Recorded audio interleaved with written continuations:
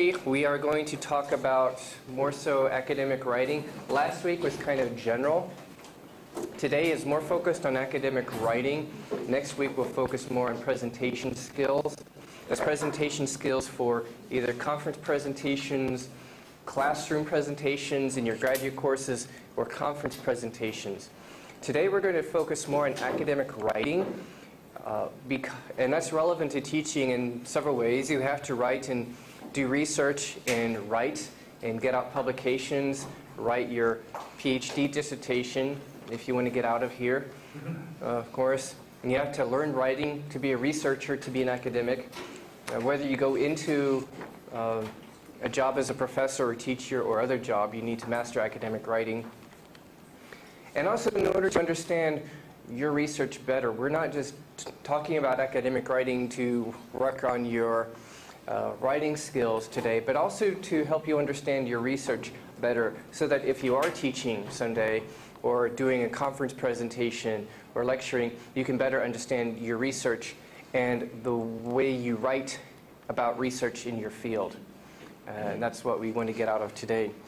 Now, the Wikispaces site, again, is the site where handouts are available for these sessions. If I do a presentation, use presentation software like last time, the presentation file will be there too, as well as the seminar handouts and some extra handouts. I have some extra handouts there that go beyond what's covered in these sessions. A couple people have asked about punctuation issues like colons and semicolons and other things. And the second website, that's the OWL website, Online Writers Lab. It's a famous writing website at Purdue University, English department. And they have reference aids on punctuation, grammar, writing grammar, using APA style, using MLA style. That's a great resource for all kinds of writing issues. And they have materials there you can search. You go there and search for different issues and come up with different reference sources.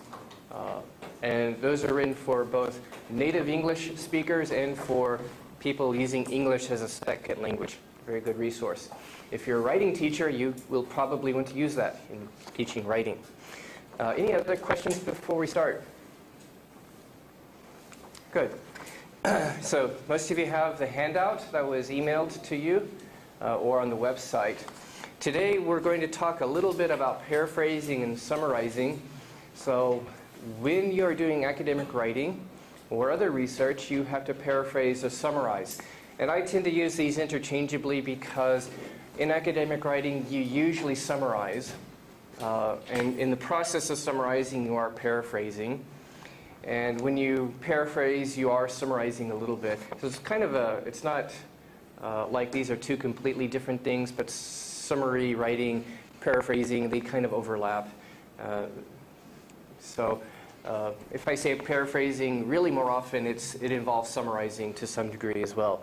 So what are problems for you as new graduate students doing writing in English with the technique of paraphrasing or summarizing? What difficulties do you encounter?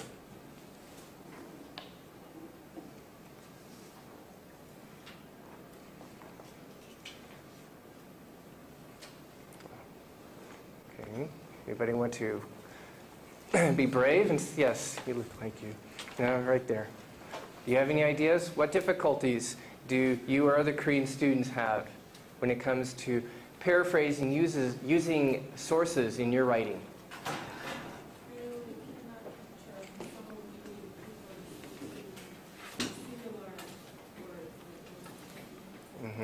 Okay, so the nuances of words, academic words, for example, that's especially true if you're in, say, literature, where nuances of words are very important in literature studies.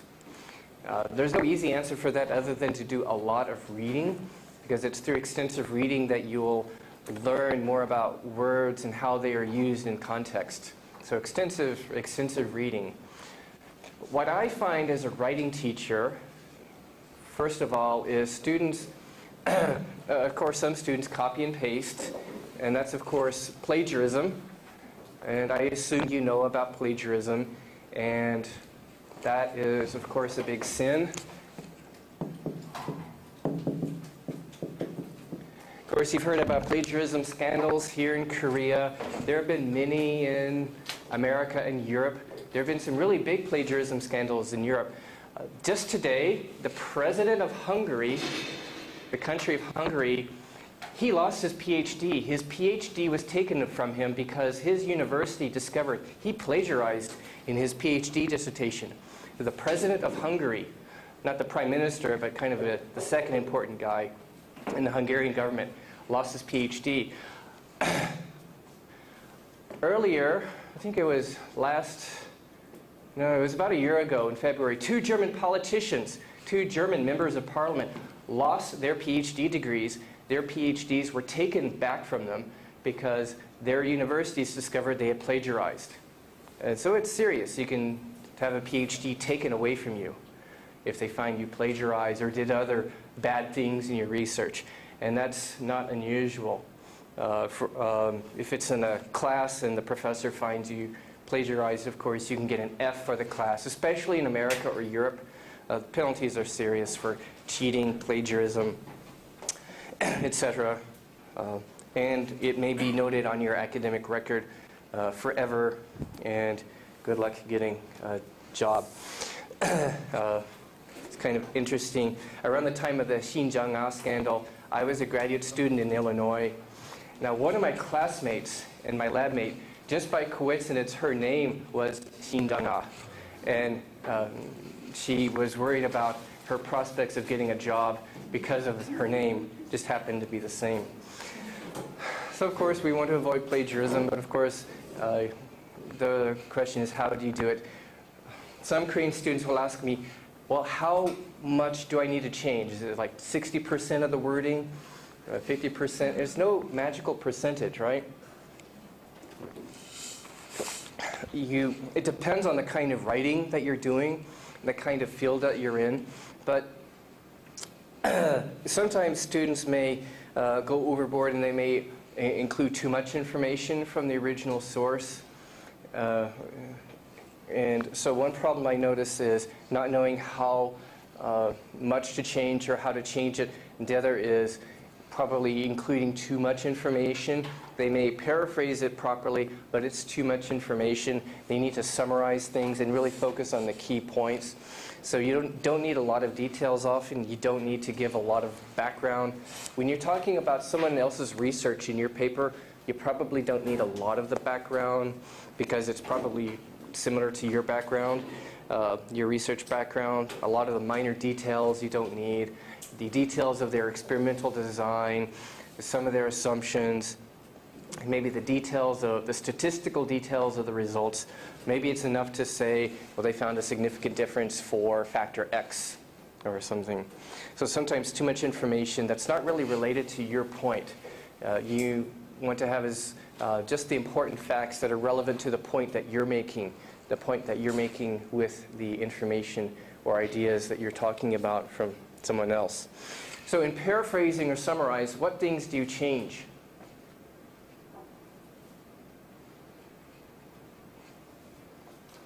What do you start with?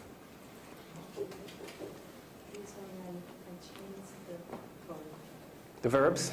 Okay, you change the verbs and also nouns, other important words. If you begin changing those keywords, then it's easy to change everything else. So as you see on your handout, content words. What we call content words. Those are nouns, verbs, adjectives, maybe main adverbs.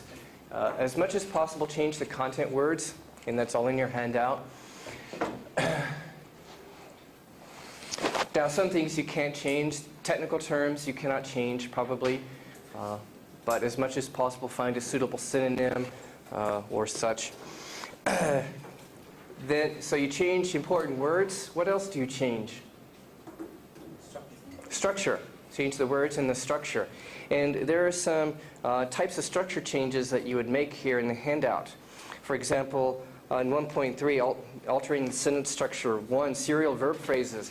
You might condense, when you change the structure, you often condense several sentences into one. For example, here in serial verb phrases, you might condense several sentences into maybe one sentence. And maybe with serial verbs, they observed, coded, administered, as you see in this example. Passive verbs in the next example, were recruited, were observed, were coded, were administered. You can use passive verbs to focus on the process of what was done because the person doing it is not important. Reporting of verbs, of course, and I've got a handout on the Wikispaces site about reporting verbs. In another seminar later, one of the EAP seminars, we'll talk more about reporting verbs. We'll talk more about transitional words also. On page 2, what's called nominalizations. You can get into several clauses or several sentences into maybe a single sentence also by nominalizing things. For example, they applied connectionist modeling, changes to their application of connectionist modeling. And this is a way of simplifying it in terms of fewer clauses or fewer sentences. It's a little bit more complicated in terms of having more complex noun phrases, their application of connectionist modeling to the analysis of dream processing. And that's the subject of the sentence. And you could go on. Their application of connectionist modeling to the analysis of dream processing showed blah, blah, blah. You know, put a verb. And that's how we condense maybe several phrases, clauses, several sentences into one sentence or clause. A whole sentence can be boiled down to a noun phrase that's the subject of a sentence. For example, the military invented the ARPANET, the military's invention of the ARPANET. You all know ARPANET, right? Everybody know ARPANET? That was the precursor of the internet. Usually the US Army doesn't do many good things, but they did invent the internet. That's one good thing. I don't like the US military for some reason. Anyway, number 1.4. Last week we talked about foregrounding, backgrounding from last week. And so you can use some of these structures here to summarize things and also background them. You summarize, for example, a key point that actually leads up to the point you're making. You might use one of these structures to summarize a point from a source that you're using, a source that you're citing, quoting, and that leads up to maybe a key point that you want to make about that. We talked last week on page 3 about subordinate clauses. Page 3, I'm going through this quickly because we have some more fun installed. I don't want to spend a lot of time talking through a handout. You can read this on your own. But subordinate clauses, we talked about that's a key way, along with the transitional expressions like since, although, or however. However is more of a main clause, but subordinate clause conjunctions, and other transition words like however, but, nevertheless, still, yet, sometimes are used to background certain ideas, especially when you are doing counter-arguing. And that brings us to section 3 of the handout, counter-argumentation. In your field, when do you use counter-argumentation? Do you do counter-argumentation in your field? You probably do, or you probably have to. And again, this is true in academic writing, or if it's a conference presentation, maybe in an academic lecture if you're teaching. Counter-argumentation is a common aspect of academic writing in English or in modern academia. And it's something you have to master in order to convey your information, your ideas, your research results to other people. It might be like this. Okay, if you're writing or giving a conference presentation, you have to anticipate some people will not be convinced. They may not be convinced by your ideas, your theory, your interpretation of things. They may not be convinced. You have to anticipate possible objections, and then you have to counter those objections, because if you don't, you will fail to persuade people. You will fail to really inform people about your research, your ideas, your experimental findings, your discovery, and its value and its contribution or its implications. So it may be, for example, contrasting and comparing your ideas, your results, your findings with what people have done before, and maybe showing that you've done something slightly better. Yeah, like Smith and Jones, they did a good study back before, but there's one thing that they didn't consider. And so my research is addressing this gap or addressing this problem. Okay?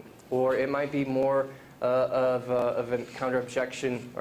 For example, you're actually arguing for a theory or an interpretation which people might object to. People, if they especially come from a different point of view, a different way of thinking, if they're particularly fond of a different theory.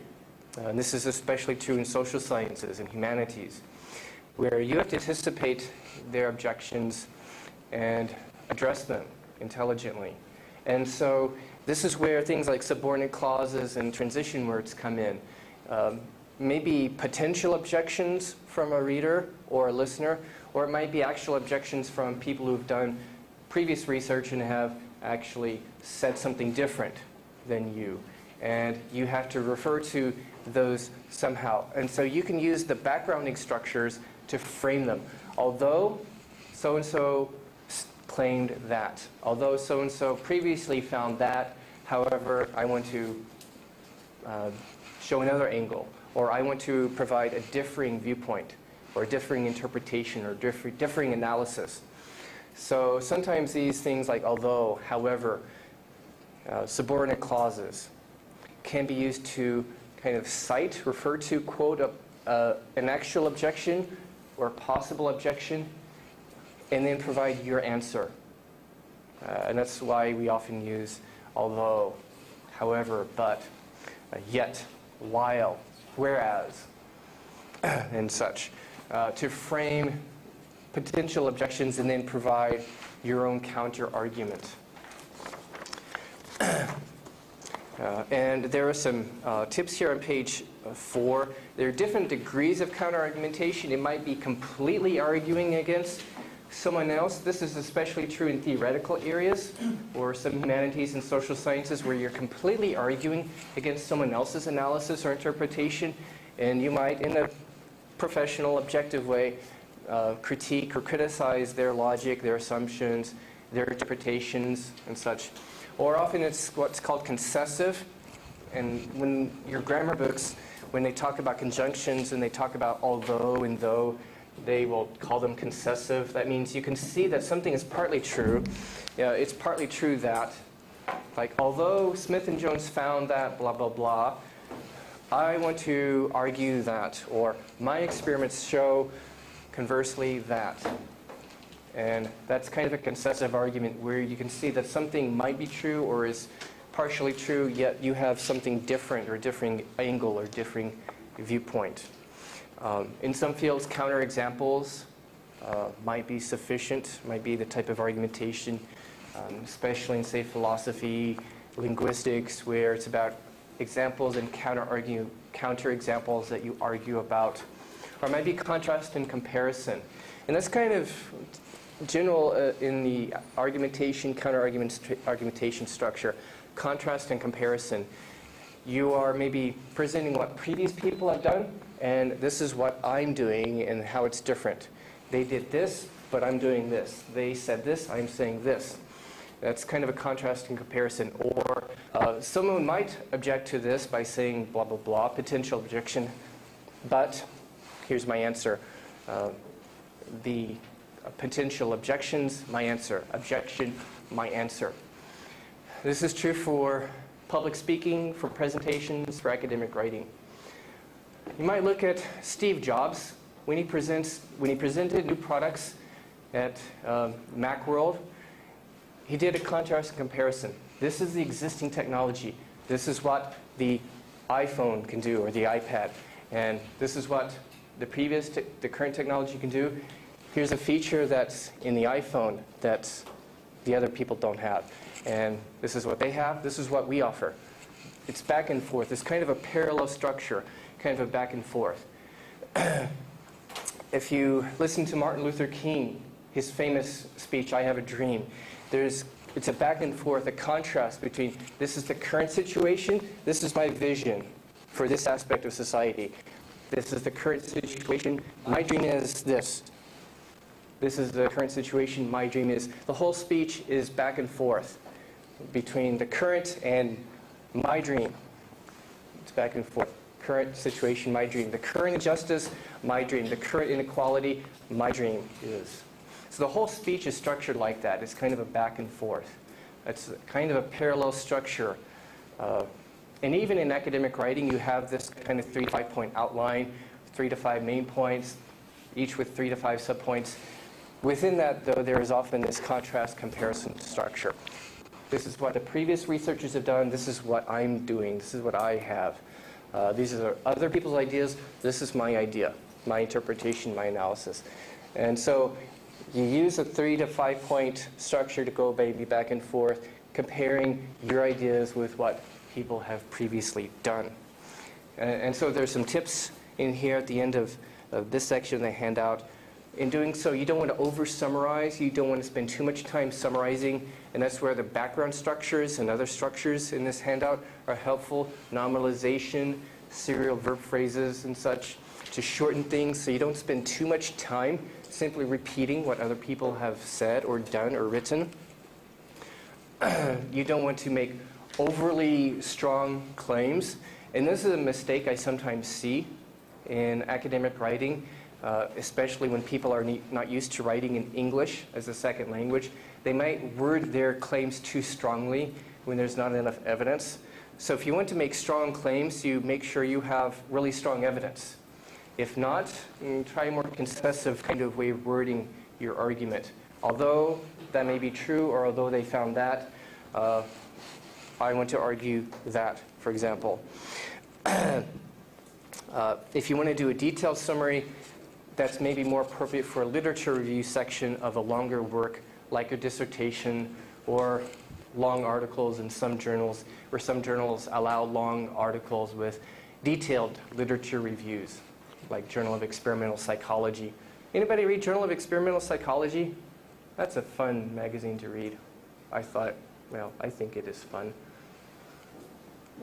Journal of Education Psychology. Any fans of the Journal of Educational Psychology? No?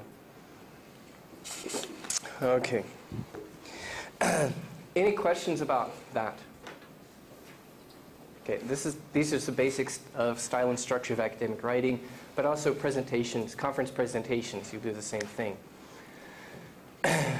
Now in a few minutes I want to move into some group work, group activity, and let you have some fun in groups where you're going to explore the writing in your field. And hopefully you brought maybe a sample article, maybe something you're reading in a class right now, or something you're reading for your research, because you're going to look at it.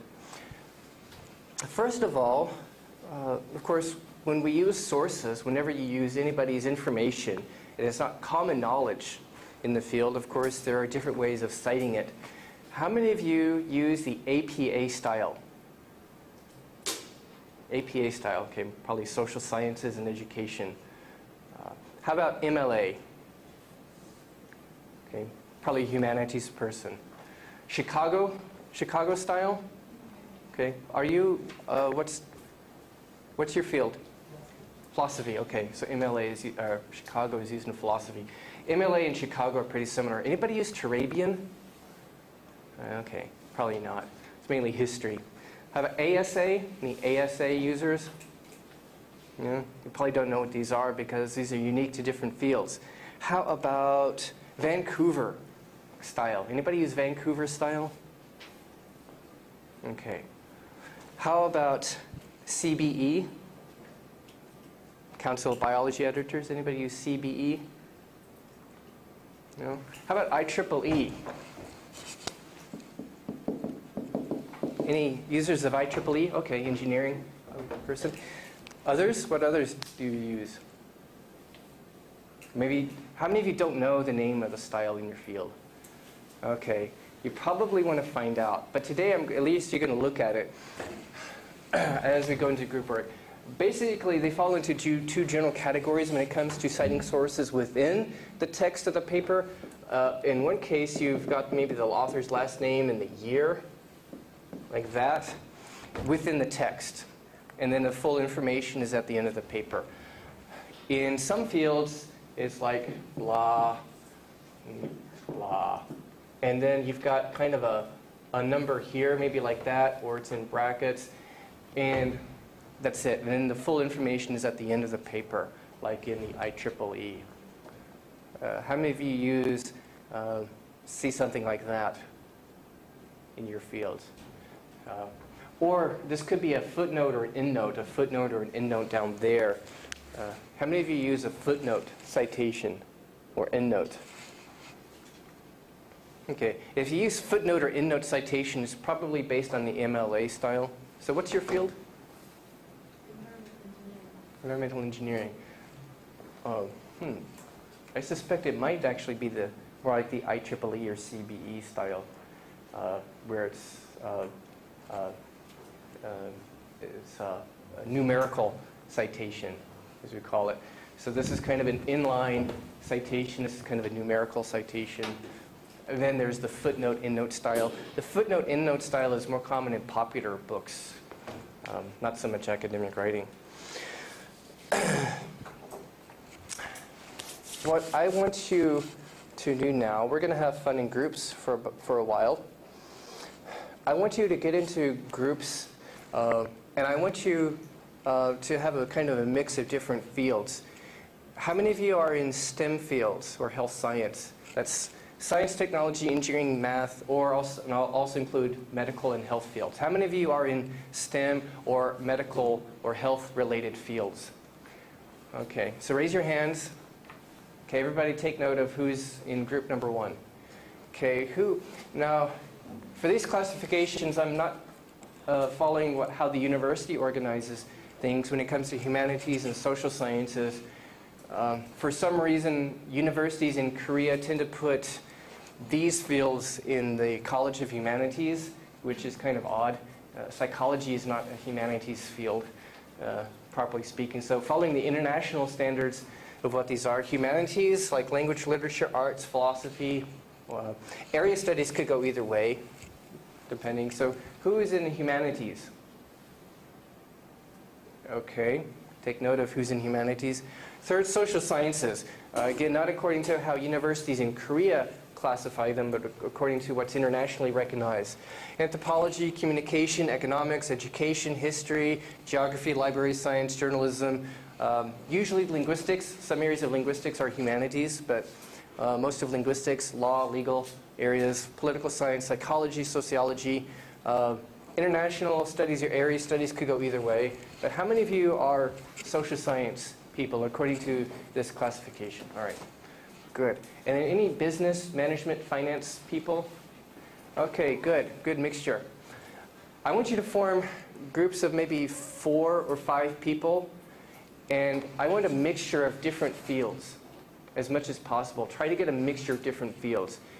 And I want you to first briefly explain to each other, what is your field of study?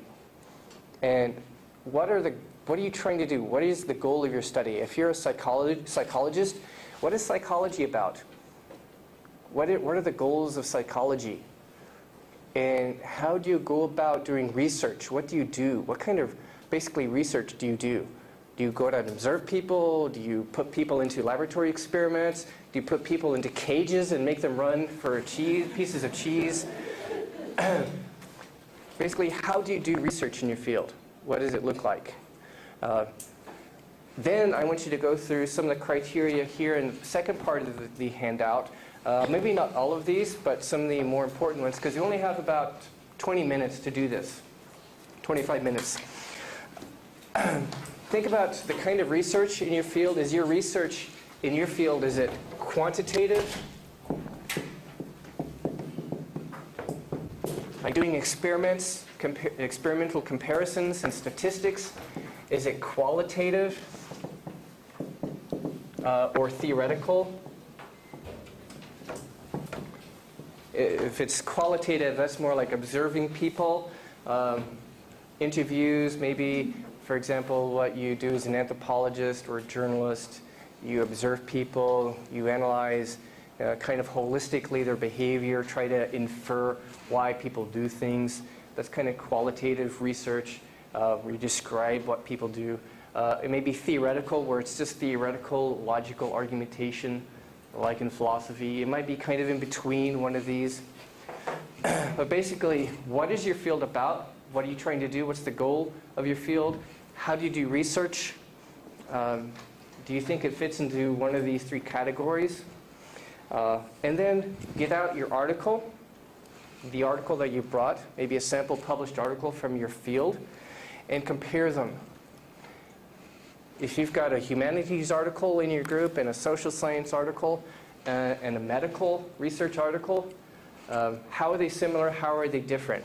And there is some kind of criteria here you can look at. You can look at some of these. Again, not all of these, but things like, is there a very rigid style that you have to follow, or is it pretty loose? How's the language? How's the style of the language? The structure of the article? How do you cite sources? We talked about argumentation, counter-argumentation, paraphrasing, summarizing. How much of the content of your articles comes from other sources? How much of it is paraphrased or summarized? How do you use articles? Are you using sources? Are people who write articles in your field maybe using sources to provide examples, support for your point of view, for their point of view, or to argue against them, or both? Where do you see examples of counter-argumentation, of maybe comparing research with previous research, or even arguing against possible objections? Where do you see that kind of stuff? Maybe types of support here in section 4 on page 6. Again, this kind of falls in line with this. How do you do research? Do you observe people? Do you do experiments on people, experiments on animals, experiments on atoms? What kind of data do you use in your field? What kind of stuff, what kind of information do you use in your field in research writing? So get together into groups of about 4 to 5 people now, and you probably have to move around. So again, raise your hands, group 1. Okay, take notice. Group 2. Group 3. And group 4. Okay. So try to get kind of a heterogeneous groups of different kinds of people into your field. So maybe hold up your fingers. Hold up your fingers if you're group 1, group 2, group 3, group 4. How many of you had difficulty explaining, articulating your field to the others? How many of you had difficulty doing this? Did any of you have difficulty explaining your field to someone else? He didn't always understand, but he had difficulty listening to his explanation. That's Bible. Okay. How long have you been a grad student in your field? 7 years. Okay. Maybe you have too much knowledge of the field, and it's hard to communicate to a non-specialist. Do you have trouble explaining to your parents what you do? Well, sometimes. Sometimes, yes. I had trouble explaining to my family what I was studying in grad school. Anybody else have difficulty explaining this to others? What your field is about? Why you do it? Maybe the ultimate question, why is this interesting? Do you know why your field is interesting to you? Could you explain to your family members why your field is interesting? Maybe yes, maybe no. Because this gets into some certain core assumptions that you probably haven't thought consciously about. Sometimes this may be just explaining your field to someone else who is a complete outsider. When I was doing a master's program in linguistics, one time I was at a bus station and a completely uneducated person, poor uneducated man, tried to start a conversation with me, and he asked me what I do And I said, well, I'm a grad student in linguistics. And he said, what's that? Oh, it's a study of language. Oh, he said, oh, like French and stuff? Like, no. It's not what we do in linguistics. Later, I did a PhD in educational psychology. And for a long time, I had no idea what educational psychology really was. I went into it for certain reasons, but in the department, I saw people doing completely different kinds of things. Testing research, studying bullying, studying language teaching, or language processing in the mind, completely different things. And within one field, even in linguistics or education fields, there might be some people who are doing qualitative research, some doing quantitative, some doing theoretical, some doing a mixture of different fields. What I want to really focus on is number 4. What kind of differences did you find in the writing style and structure between your different fields? Let me hear from this. What kinds of things did you find when you compared your articles?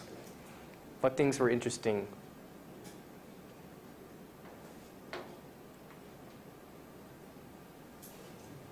The most fantastic part about our discussion is comparing just my part of this business and his part of Science. science. Mm-hmm. And his article seems like more concise and Yes. his seems like just as for me to treat the literature review or other previous literatures so less important than mine, because as for the businesses strategies field, we really care about the previous literatures because in order to make our rationale hypothesis, we have to make our rationale based on the previous literatures, not online logics or that kind of things. But his focus is on his just own experiment based on the other results of the previous experiments. But the previous experiments are just several things like 4 or 5. So I found that the number of references he has was just about 6 or 7, but mine is about just more than 20 or so these differences stand out. Yes.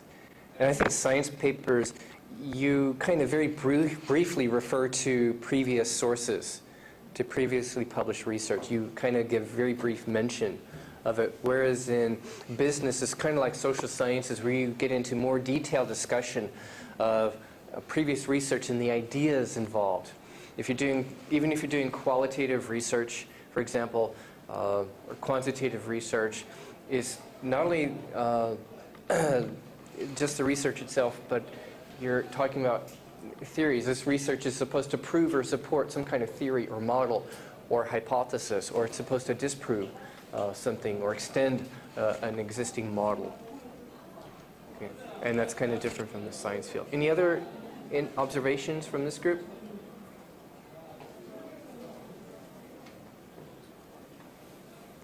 No? Okay. Let's move on to this group. What did your group find?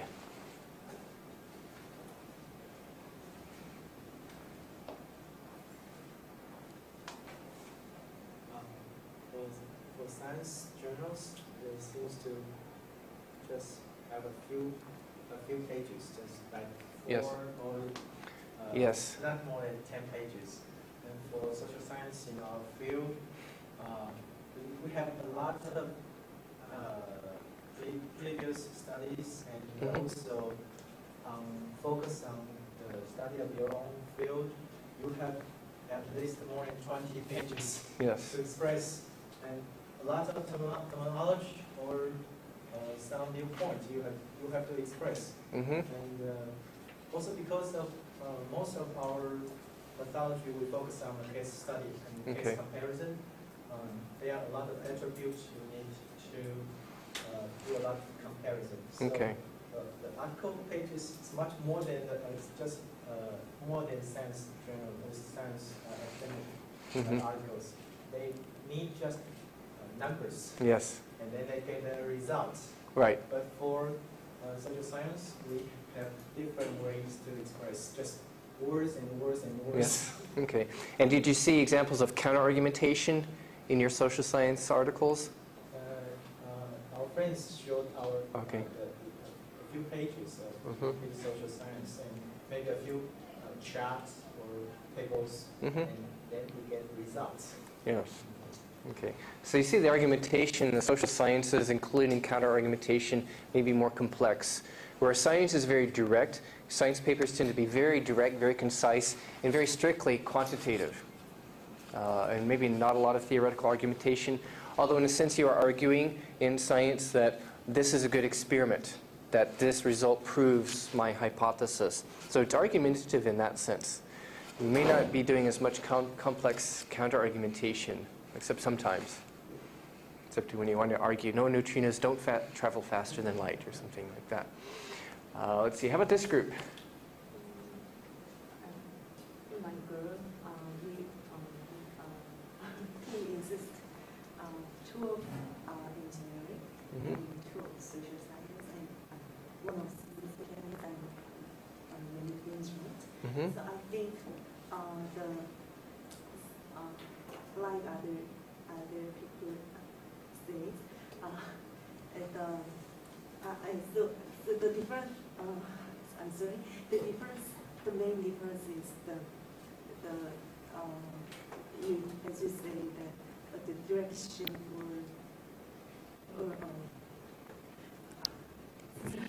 but it's I think the main difference is how to prove the own hypothesis.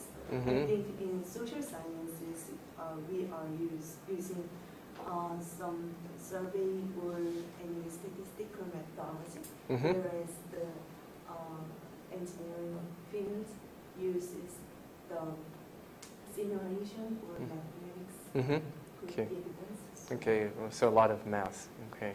So you see that actually, for example, social science people, in your case, social science people who are doing maybe quantitative research, a lot of social science people also do qualitative, but in your case, a quantitative social science person, you live in a different world than an engineer. It's like you're from different worlds, different worldviews. And you probably would not be interested in the hardcore math, and the engineer may not be interested in the kinds of social science issues and theories and models that drive social science research. You have very different assumptions about how the world works. Your world is composed of the kind of theory or model that you work with and the kind of research you do. So maybe one social science person lives in a quantitative world where they believe in doing quantitative research, experiments, surveys, and then statistical analyses thereof in order to prove things. And it's different from a qualitative person in qualitative areas of social science who lives in a different world where they like to observe people and interpret people holistically. And the engineers and science people live in a different world. It's a world that consists of hard facts and numbers and very concise, dense research, very short, dense, concise articles. Because it's a world of just objective facts and proofs. And so in different fields, you live in different worlds. And you have different assumptions about what is important and about what kind of research is valid. If you are a statistical or quantitative social science person, like myself, I wouldn't care much for the qualitative world too much. And the qualitative person would not care much for my world because of our different assumptions. We have different values. We put people like me, we put importance in what you can prove statistically and experimentally. Other people put value in what they can observe from people's interactions, like an anthropologist or a qualitative social science researcher. And this is really an important point that affects how you do research, but it also affects how you write about your research, how you express your ideas, how you communicate your research to other people. The worldview really affects your writing. And that's one thing you will hopefully get out from talking to people from different worlds today. Let me see. How about this group? What did you find?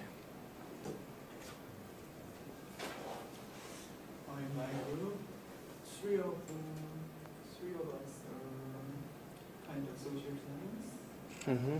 business, and one is medical science. So business students and the psychology students use very similar method, research methods, like surveying and statistical analysis and some kind of experiment. However,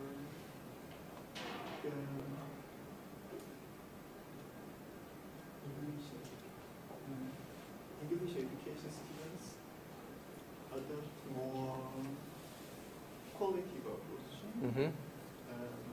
As she mentioned, is something like phonological Mm-hmm. studies. Mm-hmm. It's not there are not difference between Okay, so you're a qualitative person, right? Okay. In education, English education. Okay, so the kind of qualitative world. So how does it feel talking to people in a quantitative world?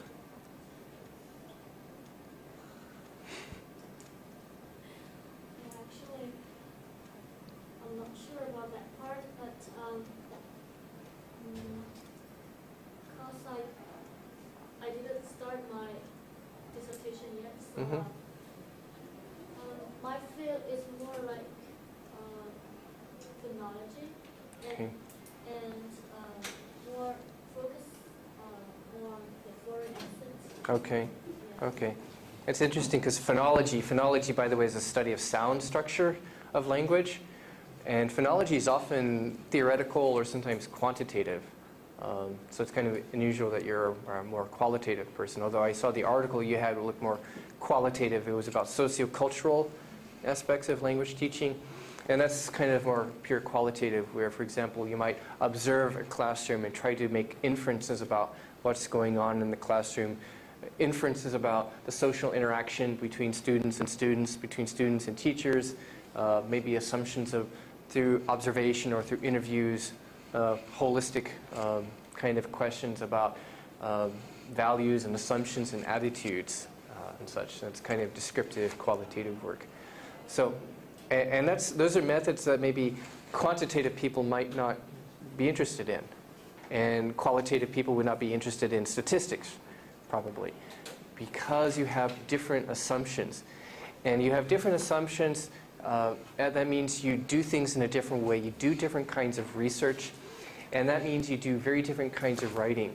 So the kind of writing that is expected of you, that you have to do, what counts as good writing, is really shaped by the way of thinking in the field, how engineers think, how linguists think, how psychologists think. And in writing studies, we call this a paradigm, which involves not only a particular theory or model that you work with, or a particular line of research, but also certain values and assumptions that go with that. You maybe value math, just pure math, and proving things with math, or proving things through statistical research and experimental comparisons. And that's important to you. That's your world. Well, that means you're going to write in a very certain way. Or in your field, you are expected to write in a certain way. And if you're doing science, pure sciences, you have very different assumptions, very different goals and expectations. If you're a scientist, you're searching for sort of this absolute objective truth, right? But if you're a literature person, are you seeking some sort of absolute truth, some sort of ultimate truth in your field? In literature, no. Or in humanities, no. You have different assumptions. So you're not trying to prove something absolutely the way you do in a science experiment. It's more about different kinds of interpretations or analyses. And so you live in a different world, and so the research writing that is expected is going to be very different. And so it's important to think about why that is. What are the expectations in your field for good research and for good writing?